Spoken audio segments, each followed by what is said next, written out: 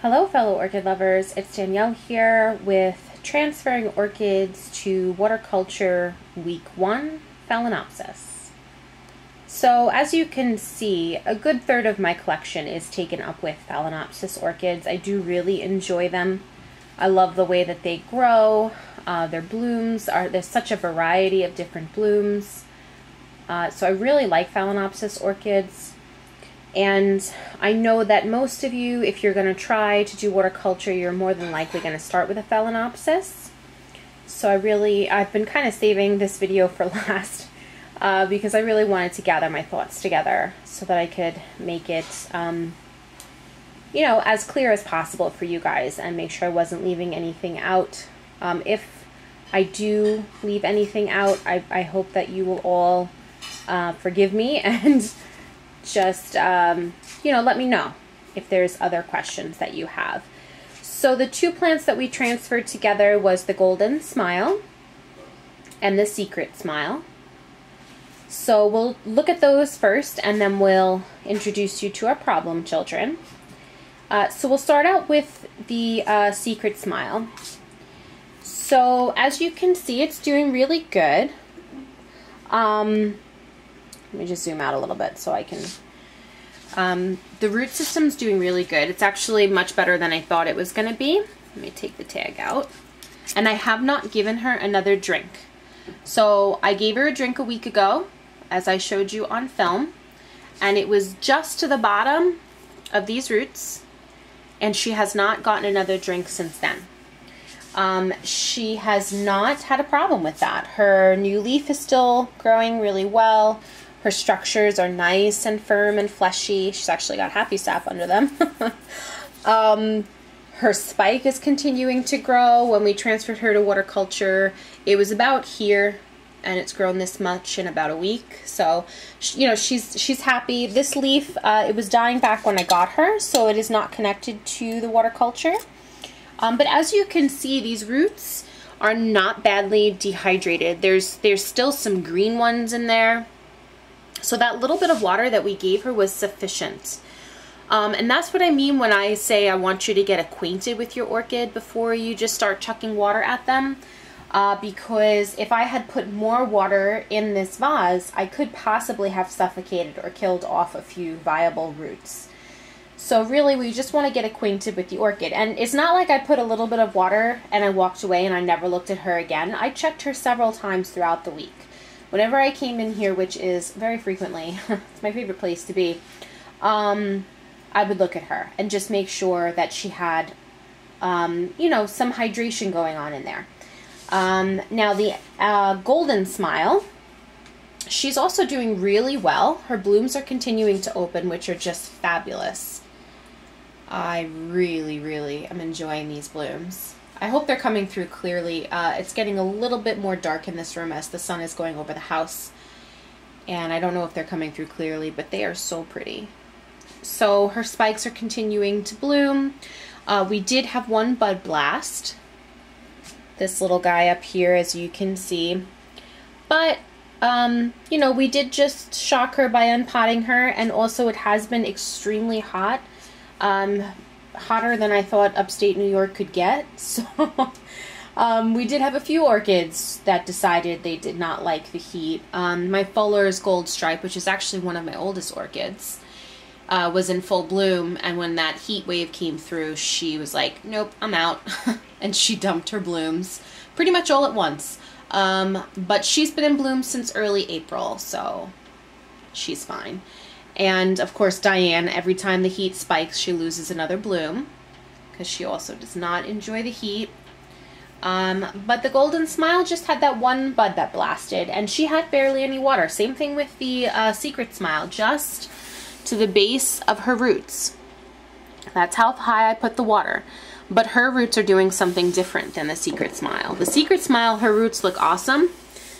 Golden Smile, not so much. You see those roots in the back, how shriveled they've become? Those roots were plump and firm when I unpotted her. Now, that is not the water that's causing them to shrivel like that. They are drying out. Whenever an orchid is grown in a highly humid environment, such as moss, which is what these orchids were grown in, it gets used to always having that humidity, and some of the roots can become what I call waterlogged. So they have the appearance when you unpot the orchid of being healthy because they are still firm. But as you're getting acquainted with your orchid and you're giving it just a little bit water at a time, those roots will show who they really are, which is unhealthy roots, and they will shrivel and die back. And that's, again, the reason why we want to get acquainted with her root system. We want to see how healthy / unhealthy it really is.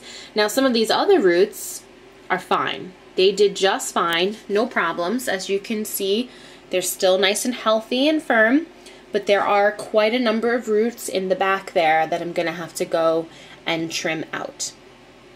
So I will be doing that off camera, but I will share it with you. And then our two candidates for problem children are these two babies. So they're both mini Phals. This is a species. This is Phal lindenii.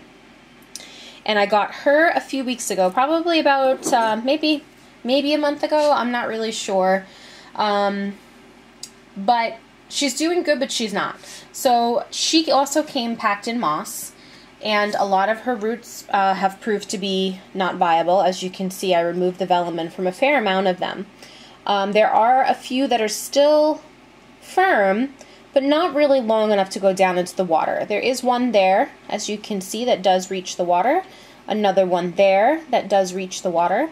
So far, no signs of dehydration. Her leaves are still remaining nice and firm. So those two roots do seem sufficient at this moment to hydrate her. However, I do see problems with them. For instance, this one back here does have a break in it. So that root could become problematic shortly and start to rot. She does have a saving grace in that she is putting out a new root. She's also putting out a spike. So we'll see how that goes. But I wanted to put her into this series because in my experience, an orchid with this few roots that has this many problems and is just starting to put out new roots can go into a downward spiral pretty quickly. Sorry about that, my battery died. I turned the camera on and said I had half the battery left, and then it just drained it and died very quickly, so I apologize for that.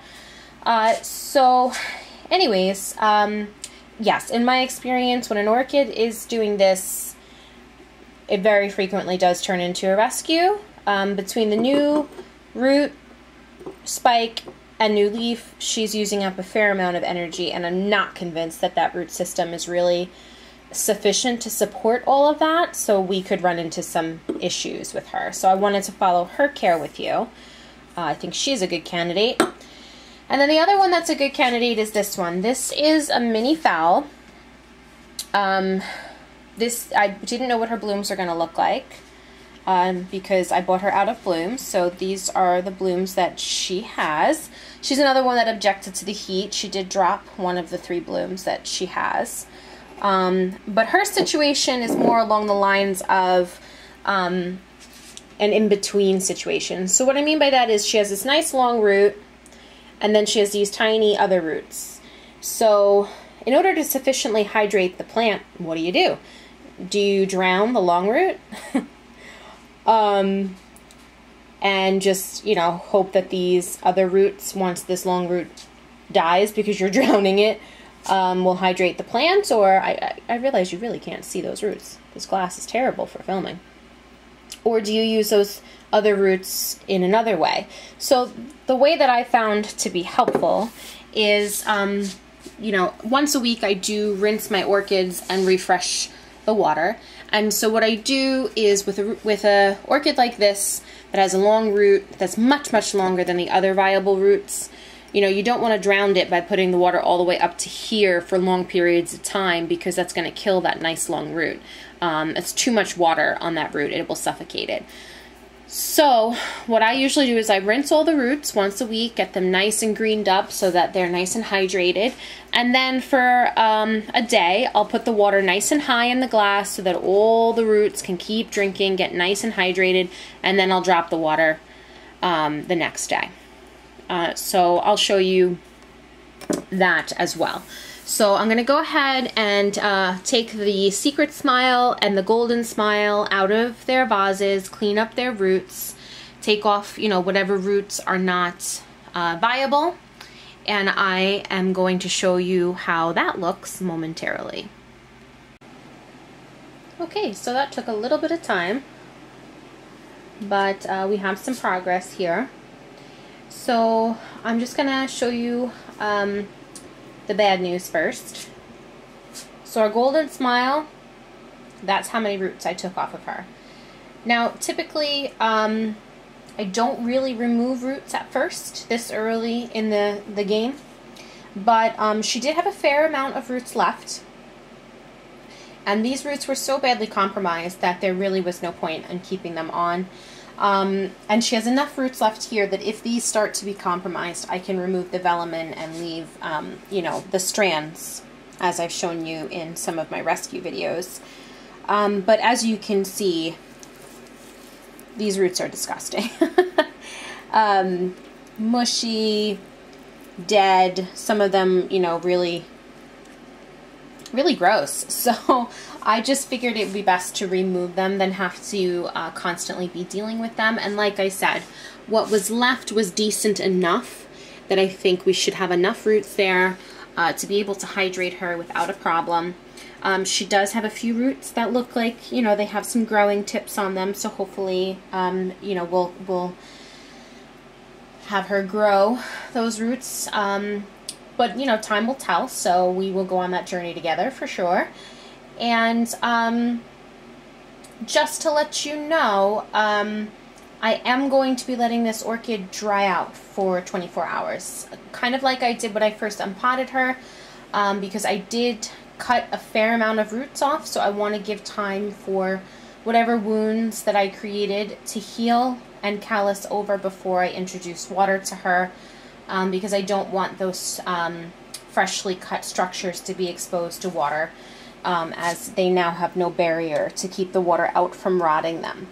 So she will dry out for, you know, overnight, and I will give her a little bit of water tomorrow once I see that those roots have dried out.